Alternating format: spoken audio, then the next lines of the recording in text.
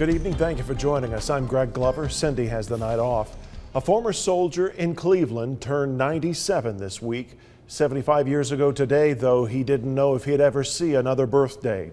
The museum at 5 Points hosted a history happy hour this evening where he told a small portion of his D-Day story. Channel 3's Jake Chapman spoke with Ralph Painter, a recipient of the Bronze Star, who rode a tank onto the shores of Utah Beach. Jake is in the studio with his story. Greg, Ralph Painter was in the back of the first tank that hit the shores of Utah Beach on this day 75 years ago, and he remembers every little detail of one of the most violent days in history.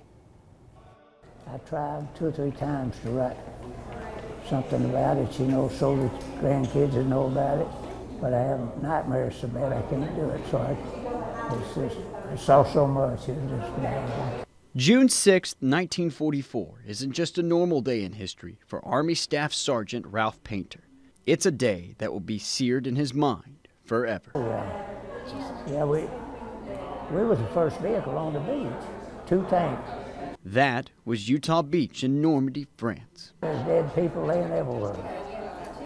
But those aren't the only tough memories. In April of 1944, he'd been caught in the middle of Operation Tiger, a training operation for D-Day that went terribly wrong.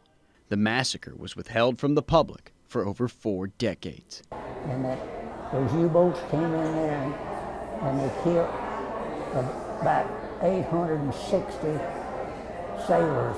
They burned up in their ships they was on the landing craft, but we didn't get on the landing craft. Painter also saw action in the Battle of the Bulge, the deadliest single battle in U.S. history. The fighting in Belgium was waged in minus 20-degree weather. After all he experienced in 1944 and 45, he was just ready to go. Well, they asked me if I wanted to put in for disability. I told them no, I want to get home. Back stateside, Painter worked for TVA as an engineer for more than 30 years. Only 20 of the men in his battalion are still alive. I asked him if he ever wanted to return to the historic battlegrounds.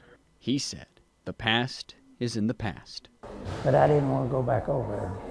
I get seasick and I get sick flying. Even though mentally it's been a difficult road for him, he wants his family to always know he would do it all over again. I want them to think about me and what I did was the greatest thing ever happened to me. It was. He turned 97 on Tuesday. He also told me he went to his high school reunion last week and was the only one left in his graduating class.